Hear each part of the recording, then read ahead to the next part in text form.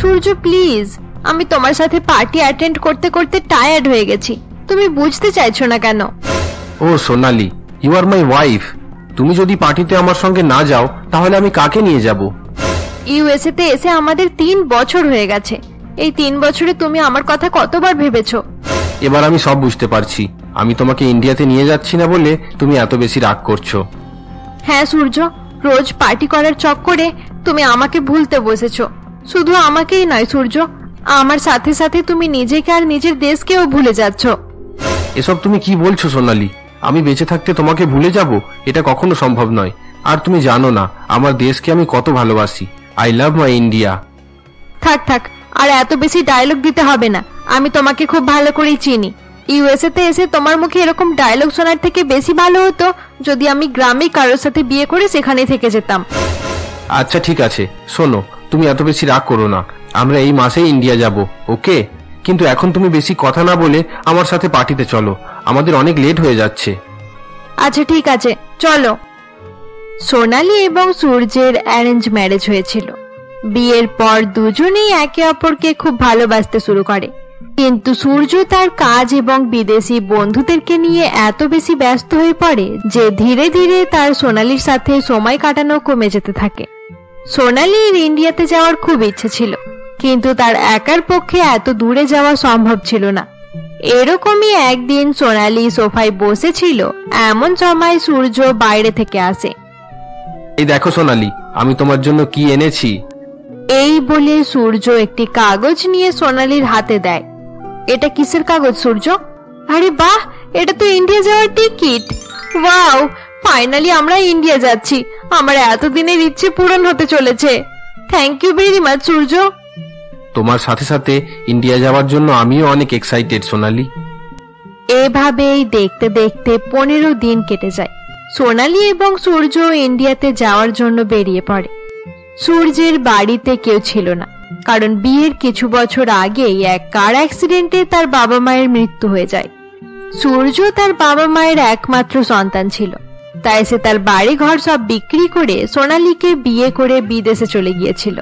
এরপর দুজনেই ইন্ডিয়া এসে সূর্য নিজের শ্বশুর বাড়িতে যায়। মনে হচ্ছে সোনালি আর সূর্য চলে এসেছে, চলো তাড়াতাড়ি গিয়ে দরজা খুলি। হ্যাঁ হ্যাঁ চলো, এত বছর পর নিজের মেয়েকে দেখতে পাবো ভেবেই খুব আনন্দ হচ্ছে। এরপর তারা গিয়ে দরজা খুলে সোনালি এবং সূর্যকে বাড়ির ভেতরে নিয়ে আসে। সোনালি, তোরা দুজনে ফ্রেশ হয়ে চলে আয়, আমি খাবার বার করে দিচ্ছি। এরপর তারা দুজনেই ফ্রেশ হয়ে ডিনার করার জন্য খাবার টেবিলে চলে আসে। নে সোনালি, এবার তাড়াতাড়ি খাওয়া শুরু করে দে, আজ আমি তোর আর জামাইয়ের পছন্দের সব খাবার বানিয়েছি। এভাবেই তারা গল্প করতে করতে খাওয়া দাওয়া শেষ করে। এরপর তারা নিজের নিজের রুমে ঘুমাতে চলে যায়। পরের দিন সকালে ব্রেকফাস্ট করার পর সূর্য রুমে বসে রেস্ট করছিল। এমন সময় সোনালি তার কাছে আসে। সূর্য, আর কতক্ষণ বিশ্রাম করবে? চলো না, আমি তোমাকে আমাদের গ্রামটা ঘুরিয়ে দেখাই। Oh no Sonali, please, I am too tired. তুমি একা যাও, আমি রেস্ট করব, ওকে? চলো না সূর্য, তুমি গেলে অনেক ভালো লাগতো। আমি এখন যেতে পারবো না সোনালি, আমার পায়ে প্রচন্ড ব্যথা। এরপর সূর্যকে বাড়িতে রেখে সোনালি একাই গ্রাম ঘুরতে বেরিয়ে পড়ে। গ্রামের মাঠে এক পুকুর পাড়ে যেতেই সোনালি রবিকে দেখতে পায়, যে ছোটবেলা থেকেই সোনালির খুব ভালো বন্ধু ছিল। আরে রবি, তুমি তুমি এখনো গ্রামেই আছো? ভাবিনি গ্রামে আসার সঙ্গে সঙ্গেই তোমার সাথে দেখা হয়ে যাবে। হ্যাঁ, এখন সবাই গ্রাম ছেড়ে বিদেশে চলে যাচ্ছে, কিন্তু এই গ্রাম ছেড়ে কোথাও যেতে আমার ভালো লাগে না। ঠিক বলেছো, এই গ্রামে একসময় আমরা কত খেলাধুলা করেছি। আচ্ছা রবি, তুমি এখন কি করো? তেমন কিছু না, গ্রামের জমিতে চাষবাস করি। সত্যি কথা বলতে গ্রামের জমিতে ফসল ফলাতে আমার খুব আনন্দ হয়। আরে বাহ, এটা তো তুমি খুব ভালো কাজ করছো। চলো আজ কাজ থেকে ছুটি নিয়ে নাও, আর আমাকে পুরো গ্রামটা ঘুরিয়ে দেখাও। আফটার অল আমি 3 বছর পর ইন্ডিয়াতে এসেছি বলে কথা। আচ্ছা ঠিক আছে, চলো আজ তোমাকে আমাদের ছোটবেলায় ঘোরার জায়গাগুলোতে নিয়ে যাব। আমাদের ছোটবেলার সব স্মৃতি মনে পড়ে যাবে। এরপর থেকে সোনালি সূর্যকে বাড়িতে রেখে রবির সাথে সারা গ্রাম ঘুরে বেড়াতে শুরু করে। তারা কখনো গ্রামের নদীর ধারে, কখনো আমের বাগানে এবং কখনো গ্রামের পুরানো ভাঙা বাড়িতে ঘোরাফেরা করতে থাকে। এভাবেই দেখতে দেখতে 1 সপ্তাহ কেটে যায়। এরকমই একদিন সূর্য সোনালীর খোঁজ করতে করতে তার শালী স্বপ্নার কাছে আসে। আরে স্বপ্না, তোমার দিদিকে সকাল থেকে কোথাও দেখতে পাচ্ছি না যে, সে কোথায় গেছে? কোথায় আবার যাবে? নিশ্চয়ই রবি দাদার সঙ্গেই গ্রামের কোথাও ঘুরে বেড়াচ্ছে। রবি? এই রবিটা আবার কে? কোনোদিন নাম তো শুনিনি।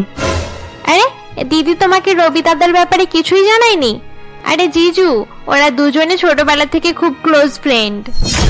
স্বপ্নার মুখে এই কথা শুনে সূর্য অবাক হয়ে যায়। তার বউয়ের যে একজন পুরানো বন্ধু আছে, সেটাও যে আবার ছেলে, এই কথা শুনে সূর্যের খুব অদ্ভুত লাগে। কিন্তু সে কোনো রিয়াক্ট না করে সরাসরি সোনালীকে খুঁজতে বাড়ি থেকে বেরিয়ে পড়ে। আরে ওই দেখো, আমাদের সোনালীর স্বামী আমেরিকায় থাকে, কয়েকদিন হলো এখানে এসেছে। হ্যাঁ হ্যাঁ জানি, কত হ্যান্ডসাম, তাই না? কিন্তু কি লাভ বলো, সোনালী তো এখনো রবির পেছনেই পাগল। হ্যাঁ হ্যাঁ ঠিকই বলেছ, নিশ্চয়ই তারা দুজনে নদীর ধারেই বসে আছে। আমি অনেকবার তাদেরকে সেখানে দেখেছি। সূর্য মহিলাগুলোর কথা শুনতে পেয়ে সরাসরি নদীর দিকে চলে যায়। তুমি বলো সোনালী, এখন আমি কিভাবে বাঁচবো, কিভাবে আগের মতো খুশি থাকবো? কিছুই ঠিকঠাক চলছে না। আমি এখন তোমাকে কিভাবে সাহায্য করব রবি? আমার তো বিয়ে হয়ে গেছে। পরের সপ্তাহে আমি আমার স্বামীর সাথে ইউএস ফিরে যাব। তারপর আমরা দুজন আর কখনো দেখা করতে পারবো না। সূর্য সেখানে দাঁড়িয়ে সোনালী এবং রবির সমস্ত কথা শুনে ফেলে। এরপর সে প্রচন্ড রেগে গিয়ে সোনালীর কাছে এসে বলে, সোনালী, এবার আমি তোমাকে খুব ভালো করেই চিনতে পেরে গেছি। তুমি আমাকে বাড়িতে একা ফেলে রেখে এই রবির সঙ্গে দেখা করতে এসেছিলে। আরে সেরকম কোনো কথা নেই সূর্য, তুমি আমাকে ভুল ভাবছো। আমি নিজের চোখে তোমাকে দেখেছি এই রবির সাথে মিষ্টি মিষ্টি কথা বলতে, আর তুমি আমাকে মিথ্যে প্রমাণ করার চেষ্টা করছো। আমি স্বপ্নার মুখে শুনেছি যে রবি তোমার ছোটবেলার ক্লোজ ফ্রেন্ড। স্বপ্না যা বলেছে ঠিকই বলেছে সূর্য, রবি শুধুমাত্র আমার ক্লোজ ফ্রেন্ড, এর বেশি আর কিছু নয়। শুধু স্বপ্নার মুখে নয় সোনালী, আমি গ্রামের কিছু মহিলাকেও তোমার আর রবির ব্যাপারে খারাপ খারাপ কথা বলতে শুনেছি। এত কিছু দেখা এবং শোনার পরেও আমি তোমার কথায় বিশ্বাস করব? সূর্য প্লিজ ট্রাই টু আন্ডারস্ট্যান্ড, তুমি আমাকে ভুল ভাবছো সূর্য। এবার আমি কিছু শুনতে চাই না। আমি ইউএসএ যাব, কিন্তু তোমাকে আমার সাথে নিয়ে যাব না। তুমি তোমার গ্রামেই থাকো। এখন বুঝতে পারছি তুমি কেন ইন্ডিয়া আসার জন্য আমার সাথে ঝামেলা করতে। এরপর থেকে যখনই সোনালী সূর্যের কাছে কিছু বলতে চাইতো, সে সেখান থেকে উঠে চলে যেতে শুরু করে। সূর্যকে এখন কিভাবে বোঝাবো? সে তো আমার কোনো কথাই শুনতে চাইছে না। আমার সমস্যার কথা আমি পরে ভাববো, এখন আমাকে রবির বাড়ি যেতে হবে। রাতের অন্ধকারে সোনালী চুপি চুপি বাড়ি থেকে বেরিয়ে রবির বাড়ির দিকে চলে যায়। সূর্য আড়াল থেকে এসব কিছু দেখছিল। তার রাগারাগি করার পরেও সোনালীকে রবির কাছে যেতে দেখে সূর্যের রাগ আরো বেশি বেড়ে যায়। সোনালী যে এত নিচে নেমে যাবে আমি কখনো ভাবিনি। জানি না আমি এখনো কেন এখানে পড়ে আছি। কাল সকাল হলেই এখান থেকে চলে যাব, কোনো হোটেলে কয়েকদিন থেকে তারপর ইউএস চলে যাব। আমি এই সোনালীর মুখ আর দেখতে চাই না। কিছুক্ষণ পর সোনালী বাড়ি ফিরে আসে, কিন্তু সূর্য তখনও তার সাথে কথা বলে না। সোনালীও সূর্যের সাথে কথা বলার চেষ্টা করে না। এরপর তারা দুজনে ঘুমিয়ে পড়ে। পরের দিন সকাল হতে সূর্য তার সমস্ত জিনিসপত্র গুছিয়ে নেয় এবং কাউকে কিছু না জানিয়ে চুপচাপ শ্বশুরবাড়ি থেকে বেরিয়ে একটি ট্যাক্সিতে গিয়ে উঠে পড়ে। আরে দাদা, আপনি গাড়ির স্পিড একটু বাড়ান। গাড়ি এত ধীরে ধীরে চালালে কাল পর্যন্ত আমি হোটেলে পৌঁছাতে পারবো না। স্যার, এটা আপনার বিদেশ নয়, আমাদের গ্রাম। গ্রামে গরু, বাছুর, কুকুর যে কেউ রাস্তায় আসতে পারে, তাই এই স্পিডেই গাড়ি চালাতে হবে। আচ্ছা ঠিক আছে, আপনার যেটা ভালো মনে হয় সেটাই করুন। আরে দাদা, একটু সামনে দেখুন, একজন মহিলা লিফট চাইছে বলে মনে হচ্ছে। হ্যাঁ, মনে হচ্ছে লিফট চাইছে। এত নির্জন রাস্তায় কোনো গাড়ি পাওয়া মুশকিল, তাকে লিফট দিলে ভালোই হবে। ড্রাইভার এই বলে গাড়ি থামিয়ে দেয় এবং মেয়েটিকে গাড়িতে বসিয়ে আবার গাড়ি চালাতে শুরু করে। আপনি কোথায় যাবেন? এই সামনেই বাজার পর্যন্ত যাব। ঠিক আছে, এই গাড়িতেই আপনি বাজার পর্যন্ত যেতে পারবেন। তার জন্য আপনাকে ভাড়াও দিতে হবে না। আপনি নিশ্চিন্ত হয়ে বসুন। ধন্যবাদ স্যার, আমার নাম দেবিকা, আমি এই গ্রামেই থাকি। আপনি এখানের কোথায় থাকেন? আমি গ্রামে থাকি না, ইউএসএ থেকে এসেছি। এখানে আমার শ্বশুর বাড়ি। ও তাহলে আপনি সেই সূর্য, আমাদের সোনালীর স্বামী? হ্যাঁ, আমি সোনালীর স্বামী। আপনার স্ত্রী খুব ভালো মানুষ, সে আমাদেরকে অনেক সাহায্য করেছে। আমার স্বামী সবসময় বলতো যে সোনালী তার গ্রামের সব থেকে ভালো বন্ধু ছিল, আর এখন সে ইউএসএ তে থাকে। আপনি ওই রবির স্ত্রী? তাছাড়া সোনালী আপনার কি সাহায্য করেছে? আসলে দাদা, আমার স্বামী আমাকে একদম পছন্দ করতো না। তার মা বাবার কথাই আমাদের বিয়ে হয়েছিল। রবি পড়াশোনায় খুব ভালো ছিল, আর আমি শুধু স্কুল পর্যন্ত পড়েছি, তাই আমি তার মতো হতে পারিনি। কিভাবে পোশাক পরতে হয় আর কিভাবে মানুষের সাথে ভালোভাবে বিহেভ করতে হয়, এসব আমাকে সোনালীই শিখিয়েছে। আমার শ্বশুর শাশুড়ি ঘুমানোর পর সোনালী রোজ রাতে আমাদের বাড়িতে আসতো, আর আমাকে শিক্ষিত মানুষের মতো আচরণ করতে শেখাতো। তাহলে সোনালী আপনাকে এইসব কিছুতে সাহায্য করেছে? আপনি এসব জানেন না? রবি আজ আপনাকে বাড়িতে আমন্ত্রণ জানাতে যাচ্ছিল, সে তো আপনাকে সব আজ জানিয়ে দিত। ও গড, আমি কি সব ভাবতে শুরু করেছিলাম। আরে, আপনি চুপ করে গেলেন কেন? তাছাড়া আপনি কোথায় যাবেন? আমি সোনালীর জন্য একটি গিফট নিতে মার্কেটে যাচ্ছি। ও, এ তো খুব ভালো কথা। আমিও নিজের জন্য কিছু ভালো জামা কাপড় কিনতে যাচ্ছিলাম। চলুন আমরা একসাথে গল্প করতে করতে কেনাকাটা সেরে ফেলি। ঠিক আছে। এরপর তারা দুজনে গাড়ি থেকে নেমে মার্কেটে জিনিসপত্র কেনাকাটা করতে শুরু করে দেয়। অপরদিকে সোনালী বাড়িতে সূর্য এবং তার জিনিসপত্র দেখতে না পেয়ে খুব টেনশনে পড়ে যায়। সে বুঝতে পারে যে সূর্য রেগে বাড়ি ছেড়ে চলে গেছে। এমন সময় তাদের দরজার বেল বেজে ওঠে। আরে সূর্য, তুমি তুমি কোথায় চলে গিয়েছিলে? তোমাকে দেখতে না পেয়ে আমার খুব ভয় করছিল। আরে সোনালী, আমি তোমাকে ছেড়ে কোথায় যাব? এই নাও, তোমার জন্য গিফট নিতে গিয়েছিলাম।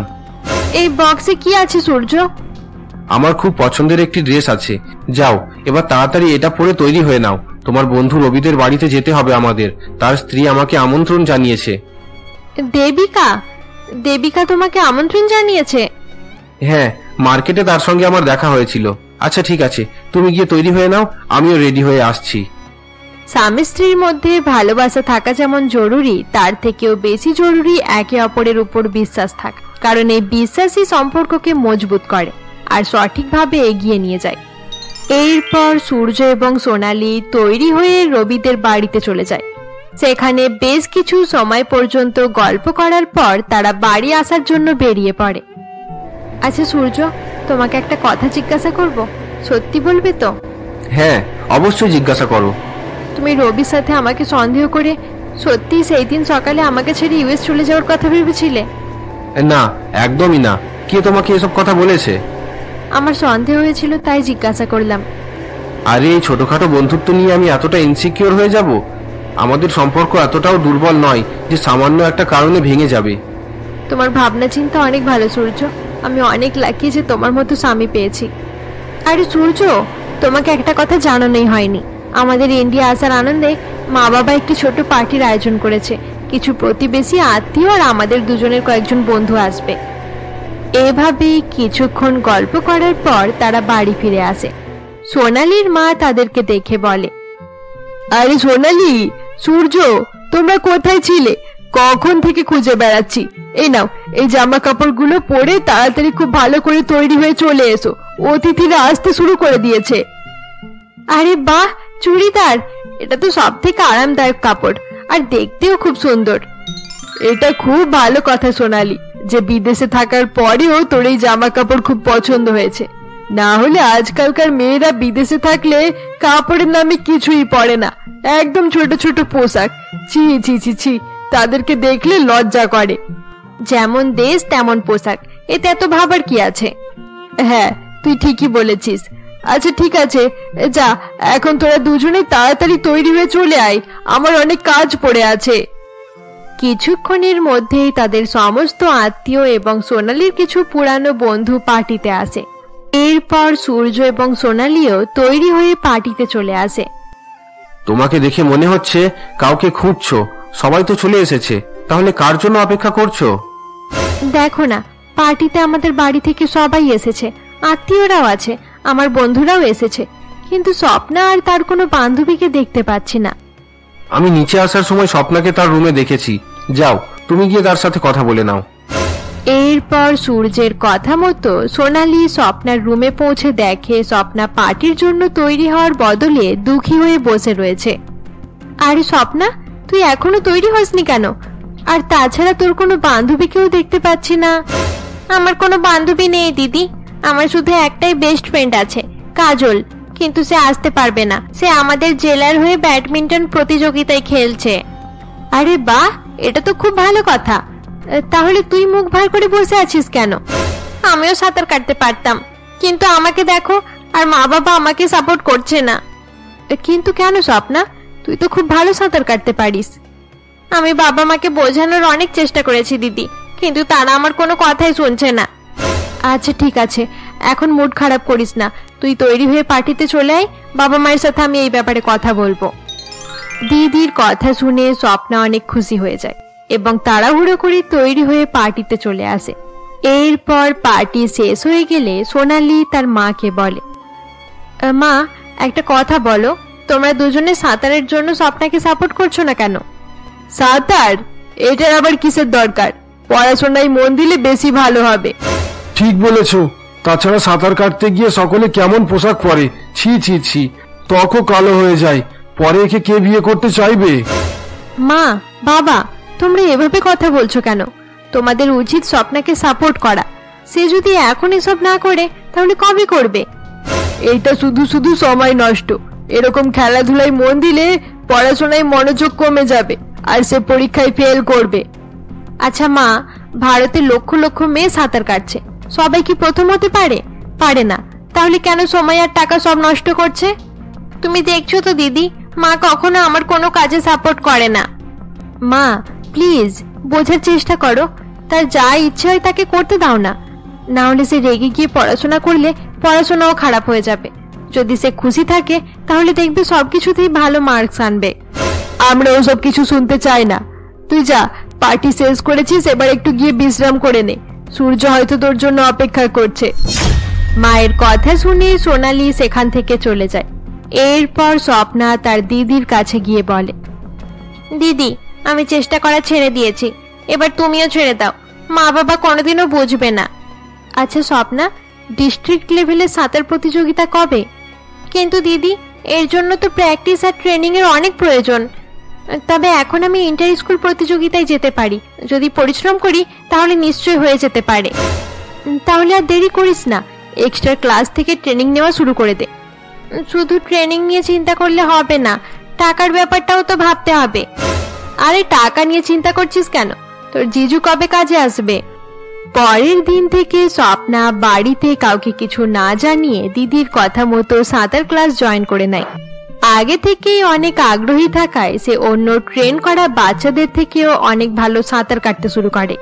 স্বপ্নার পরিশ্রম, চেষ্টা এবং সাঁতারের স্পিড দেখে টিচাররা তাকে ইন্টার স্কুল প্রতিযোগিতার জন্য সিলেক্ট করে নেয়।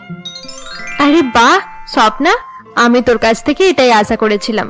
এবার তুই প্রতিযোগিতায় জিতে মা বাবাকে দেখিয়ে দে যে পড়াশোনার সাথে সাথে অন্য কিছুও করা যায়। তারা দুজনে কথা বলছিল, এমন সময় তাদের মা সেখানে আসে। স্বপ্না, বেশ কিছুদিন থেকে লক্ষ্য করছি তুই দিন দিন কালো হয়ে যাচ্ছিস। আরে মা, গরম কতটা পড়েছে দেখছো না? এত গরমে তো যে কেউই কালো হয়ে যাবে। দিদির সাপোর্টে স্বপ্না আরো বেশি বেশি প্র্যাকটিস করতে শুরু করে এবং দেখতে দেখতে ইন্টার স্কুল প্রতিযোগিতার দিন চলে আসে। সেখানে স্বপ্না প্রথম স্থান অধিকার করে।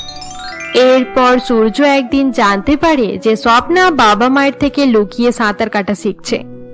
এটা তো ঠিক নয়, তোমরা দুজনে বাবা মায়ের কাছ থেকে এই কথাটি এখনো লুকিয়ে রেখেছো। প্লিজ জিজু, মা বাবাকে কিছু জানিও না, তুমি শুধু আমার আরেকটু হেল্প করে দাও। ডিস্ট্রিক্ট লেভেলের প্রতিযোগিতায় জিতে গেলে আমি বাবা মাকে সবকিছু জানিয়ে দেব। আচ্ছা ঠিক আছে, এত ভালো করে বললে কথা না রেখে কিভাবে থাকতে পারি। কয়েকদিন পর ডিস্ট্রিক্ট লেভেলের প্রতিযোগিতা শুরু হয়ে যায়।